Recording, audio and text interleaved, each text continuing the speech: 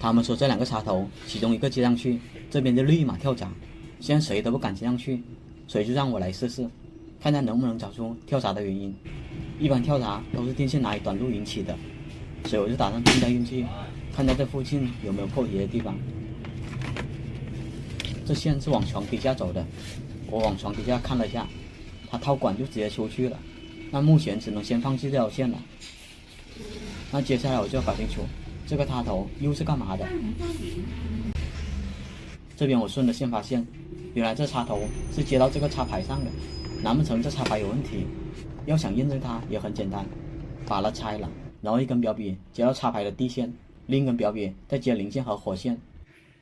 这里我们可以很明显的看到火和地之间有反应，那么这插排存在轻微的漏电。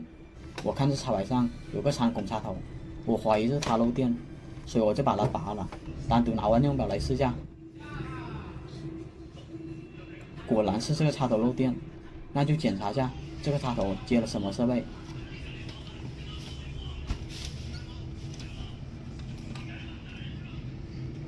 它是接到录像机上的，跳闸应该是它引起的，所以这边我就把所有的插头都接了回去，唯独不接录像机，看看这样还会不会跳闸。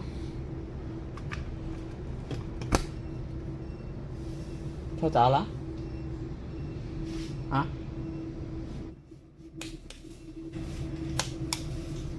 还跳？一插上去跳闸，一接上去居然又跳了。看来跳闸的原因还不在这里。目前我只能把全部的插头都拔了，先试下插座接上去，它会不会跳？这插座接上去并没有跳，那跳闸的应该就是这插头了。我这里把它接上去，果然立马又跳闸了。那他们之前说跳闸的就是这条线了。确定是这插头短路后，我就打算找一下它是通向哪里的。目前我只知道它通向床底下，套个管就出去了，所以要找它，我只能上旋翼了。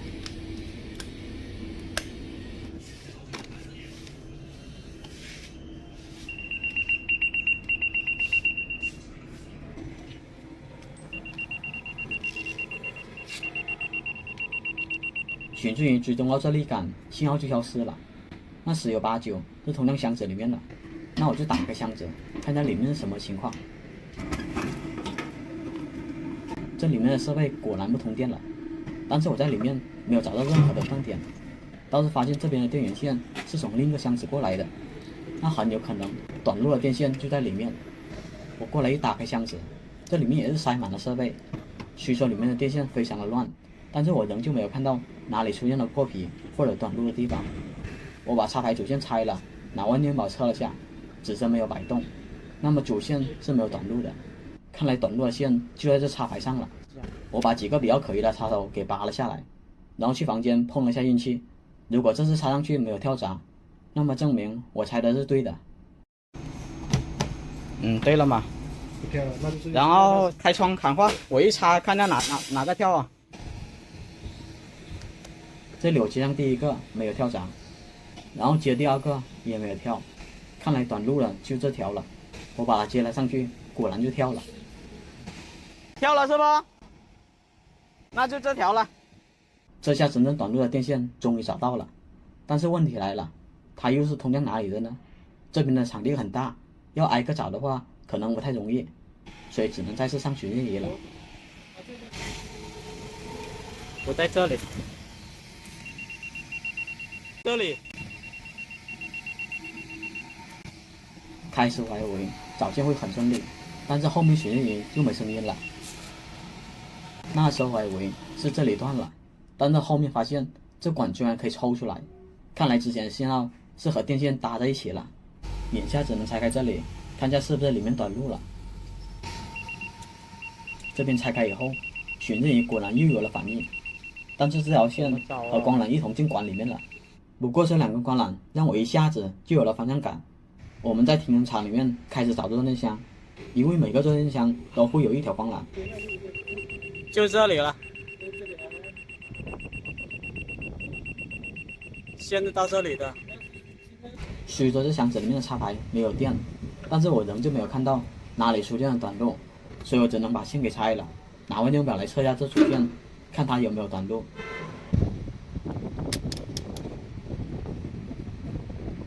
这里我打上电阻挡，看到指针有摆动，这就说明火线和零线碰在一起了。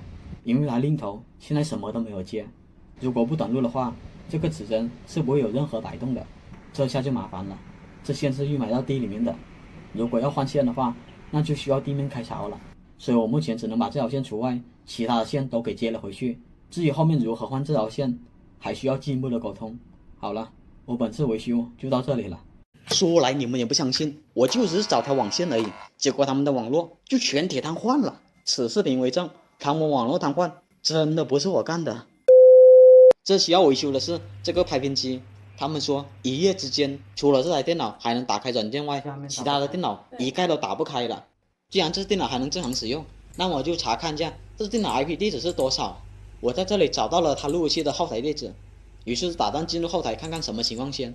没想到输入了地址后，仍是无法访问路由器的后台。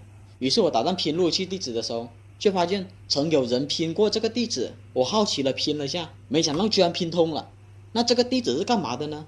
后期会讲到。我后面又拼了下路由器地址，发现居然拼不通，难怪无法访问后台。然后我又准备下楼看一下楼下的电脑目前什么情况。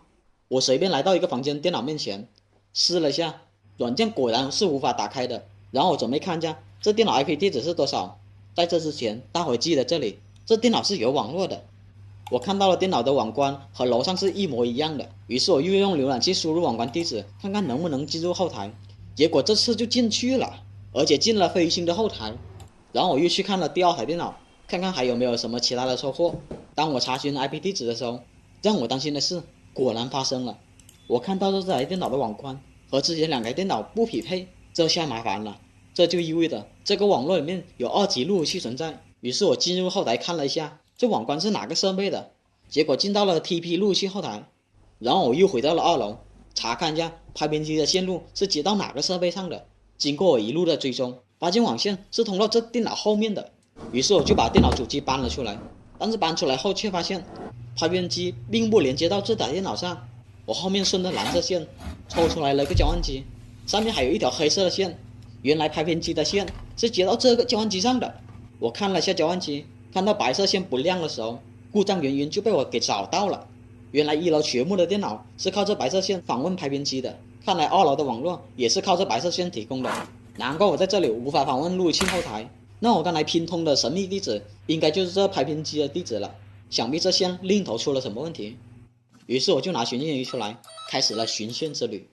我首先来到了1楼，不过下楼的时候发现这里有个弱电箱，我看它是被胶布给封住了，我就优先去飞行路由器那边试一下。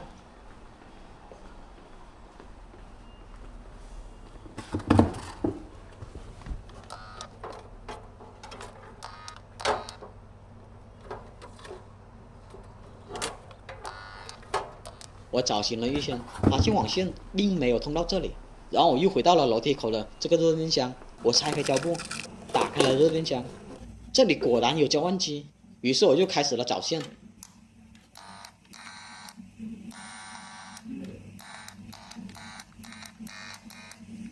结果寻了半天，愣是没有任何反应。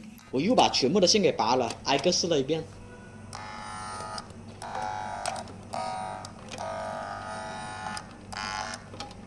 还是没有反应，看来那条网线也是不通到这里的，我只能把线给接回去了。然后我又问了下前台美女，其他地方还有没有网线？哎，美女方便吗？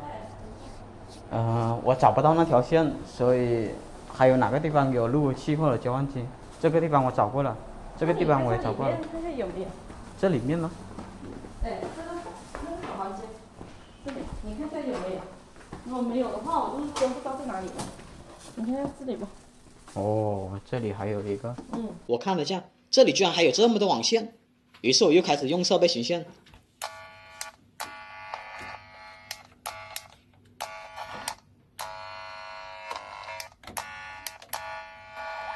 让我没想到的是，找了半天，居然还是找不到。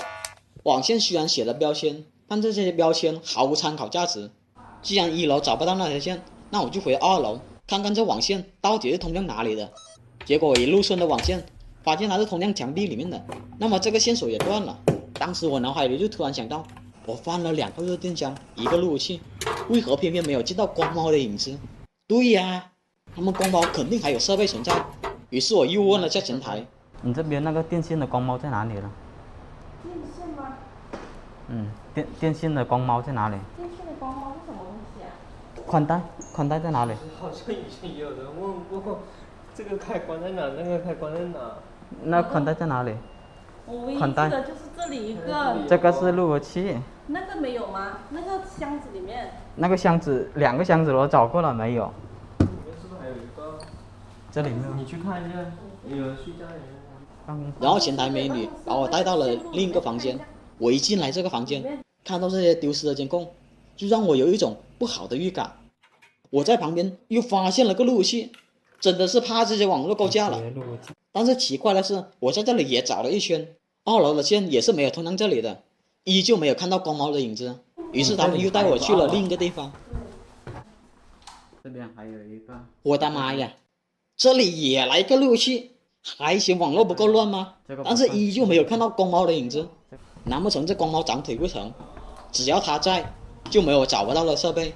于是我里里外外把每个角落都翻了一个遍，结果还真的是找不到这光猫。但是有个地方很可疑，我早对这里面怀疑了很久了，这里面肯定藏了光猫。于是我准备打开门进去好好检查一番。哇，好帅啊！大伙别看了，里面什么都没有，真的啥都没有。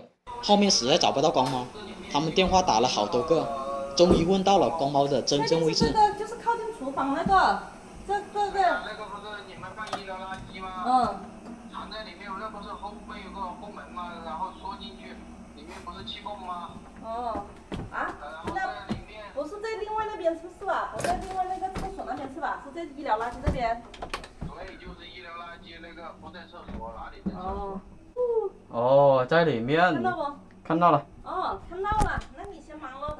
我进来后，果然在光猫旁边再次发现了交换机。于是我用寻星语找了下，让我没想到的是，2楼的线居然也不是通向这里的。那这条网线到底通向哪里呢？3台路由器，4个光猫都被我找到了，唯独就找不到这条线是通向哪里的。就在我一直埋头找线的时候，不知道什么情况，他们网络就突然全体断网了。刚才的网络还好好的，我可是啥都没干哦。得了，拍片机还没有修好，现在改成先修网络了。我来到了主路由器旁边，看到了万口的灯忽亮忽灭的。由于这个镜头没有拍到，我换一个镜头，大伙注意看，这种情况不是路由器坏了，就是网线坏了。但是不管哪个坏都是要命的。要是路由器坏的话，说不是我干的，他们也不相信啊。毕竟我过来之前，他们网络是可以用的。要是网线坏的话，那就更惨了。一般网线断了1、2星还有的救，他这里直接来了个4星，那还救啥哦？准备跑路吧。但是小胡我像是跑路的人吗？我只能回到光猫旁边重启试一下。结果重启完毕后，万口的灯彻底没反应了。这种情况我想一下，不管是设备坏还是网线断，怎么算都亏啊。这时候我突然想起我家里还有急事，让他们找一下其他师傅过来修一下。至于后面来的师傅，希望你自求多福吧。